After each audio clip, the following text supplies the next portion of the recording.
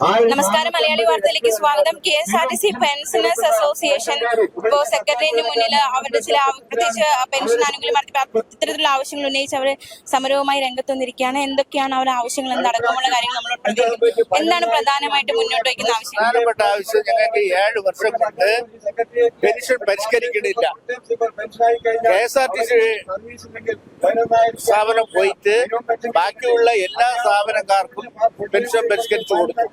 ഞങ്ങളെ KSRTCയിലെ ജീവനക്കാർ പെൻഷൻ പരിഷ്കരിച്ചിട്ടില്ല. ഞങ്ങളെങ്ങനെ അവസ്ഥയിൽ ഇപ്പോൾ കഴിയാണ്. അതുകൊണ്ട് ഓണം ഫെസ്റ്റിവൽ എല്ലാവർക്കും 1000 രൂപ വെച്ച് കൊടുത്തു. ഞങ്ങൾക്ക് തന്നില്ല 7 വർഷം കൊണ്ട്. വിശ്വബത്ത DA കുടിശ്ശിക അതിങ്ങനെ കുടിശ്ശിക കിടക്കുകയാണ്. ഇമാതിരിയുള്ള ആവശ്യങ്ങൾ ഉന്നയിച്ചാണ് നമ്മളിപ്പോൾ സമരം ചെയ്യുന്നത്. ഇതാണ് നമ്മുടെ പ്രധാന ആവശ്യം. പെൻഷൻ പരിഷ്കരിക്കണം. വെറും 1200 രൂപ പെൻഷൻ കിട്ടുന്ന ഫാമിലി പെൻഷൻകാരാണ് ഇവിടെ ഉള്ളത്. അവരുടെ പെൻഷൻ പോലും പരിഷ്കരിക്കണില്ല. ഇതിന്റെ കൂടെ ഉള്ളതാണ്. ഇതാ ഈ ബാക്കിയുള്ള കാര്യങ്ങളൊക്കെ ഇതവര് വാർത്തയിൽ പറയുന്നുണ്ടല്ലോ. മന്ത്രിമാരുടെ ശ്രദ്ധയപ്പെടുത്തിയിരുന്നു. കഴിഞ്ഞ ജനുവരിയിൽ ഞങ്ങൾ സമരം ചെയ്തു 36 ദിവസം. അന്ന് ഇവിടെ എല്ലാവരും LDFന്റെ പ്രതിനിധികൾ വന്ന് ഈ പ്രശ്നം പരിഹരിക്കാം എന്ന് പറഞ്ഞ് ഞങ്ങളുടെ സമരം ഒത്തുതീർപ്പാക്കാന്ന് പറഞ്ഞ് ഞങ്ങളുടെ സമരത്തിൽ നിന്ന് പിന്മാറിപ്പിച്ചു. അങ്ങനെ നമ്മൾ സമരം അവസാനിപ്പിച്ചു. അതിനുശേഷം 7 മാസമായിട്ട് ഇതുവരെ യാതൊരു അനക്കവും ഇല്ല. ഒരു ചർച്ചയ്ക്ക് വിളിക്കുന്നില്ല. അനിശ്ചിതകാല ധർണയാണ്. അപ്പൊ എങ്ങനെയാണ് ഇനി സമര രീതികളൊക്കെ എങ്ങനെയാണ്? അനിശ്ചിതകാലം തന്നെ ഇന്ന് 9ാം ദിവസമായിട്ട് നടത്തിക്കൊണ്ടിരിക്കുകയാണ്. ഓരോ ഡിപ്പോയിലുള്ളവരാണ് സമരം. ഇത് KSRTC ഇന്ന് ചെയ്യണത് പാപ്പനംകോട് അതുമായി ബന്ധപ്പെട്ട 4 ഡിപ്പോയിലുള്ള ജീവനക്കാരുണ്ട്. ഇങ്ങനെ ഓരോ ദിവസവും 45 ഡിപ്പോയിലുള്ള എല്ലാവരും ഇവിടെ വരും. ഒന്ന് ഇവിടെ കിടക്കുകയാണ്. ഈ മഴയത്ത് മഹാറാലി അങ്ങനത്തെ രീതിയിൽ സമര രീതികൾ ഉണ്ടാകും. മഹാറാലിയായിട്ട് നമ്മൾ തീരുമാനിച്ചില്ല. ഇതിനിടയിലെങ്കിൽ ഒത്തുതീർപ്പ് വരികയാണെങ്കിൽ ഞങ്ങൾ അങ്ങനെയുള്ള കാര്യത്തിനെ കുറിച്ച് ആലോചിക്കും. ബുദ്ധിമുട്ട് തന്നെയാണ്. എല്ലാവരും റേഷൻ വാങ്ങിക്കാനോ ശമ്പളം പെൻഷൻ സമയത്തിന് കിട്ടാതെയോ ഉള്ള ബുദ്ധിമുട്ടാണ് ഈ വയസ്സന്മാര്. എല്ലാം 80 75 വയസ്സായ വയസ്സന്മാരാണ്. ഇവരുടെ പ്രശ്നം പരിഹരിക്കണില്ലല്ലോ.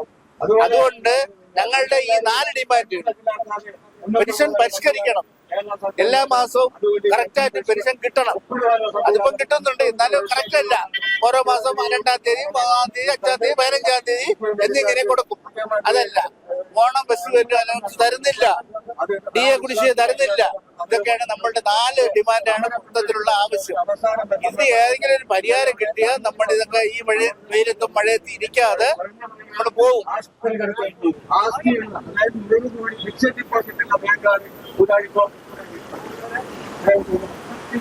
പെൻഷൻ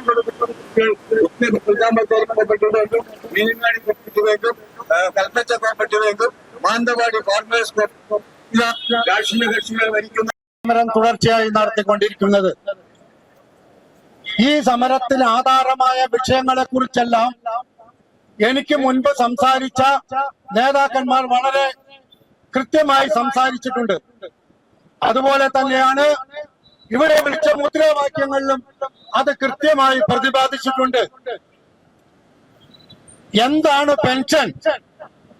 നമ്മുടെ ഭരണാധികാരികൾ പറയുന്നത് കേട്ടാൽ പെൻഷൻ എന്തോ ഇവരുടെ ഔദാര്യമായിട്ട് പോക്കറ്റിൽ നിന്ന് എടുത്തു തരുന്ന പോലെയാണ് ഇവിടുത്തെ ഭരണാധികാരികൾ പറയുന്നത്. അത് കേരളം ഭരിച്ച UDF സർക്കാർ ആയാലും LDF സർക്കാർ ആയാലും ശരി, ആ കാര്യത്തിൽ ഒരേ നയമാണ് സ്വീകരിക്കുന്നത്. ഈ പെൻഷൻ എന്നത് ഒരു പുതിയ വസ്തുതയൊന്നുമല്ല. സ്വാതന്ത്ര്യം കിട്ടുന്നതിന് മുൻപ് ബ്രിട്ടീഷുകാർ ഭരിച്ച കാലത്ത് ഇവിടെ പെൻഷൻ നൽകിയിരുന്നു. ഒരു ജീവനക്കാരൻ, ഒരു തൊഴിലാളി അവന്റെ സ്ഥാപനത്തിൽ ആരോഗ്യമുള്ള സമയത്ത് അവന്റെ ചോര നീരാക്കി ആ സ്ഥാപനത്തിന് വേണ്ടി പണിയെടുത്തിട്ടുണ്ടെങ്കിൽ അതിന്റെ മാറ്റിവെക്കപ്പെട്ട വേതനം എന്നുള്ള അർത്ഥത്തിൽ അവന്റെ വിരാമകാല ജീവിതം, വയസ്സാകാലത്തെ ജീവിതം കഷ്ടപ്പെടാതിരിക്കാൻ വേണ്ടിയിട്ടാണ് ബ്രിട്ടീഷുകാരുടെ കാലത്ത് ഇവിടെ പെൻഷൻ തുടങ്ങിയിരിക്കുന്നത്. അതൊരു മാതൃകയാണ്.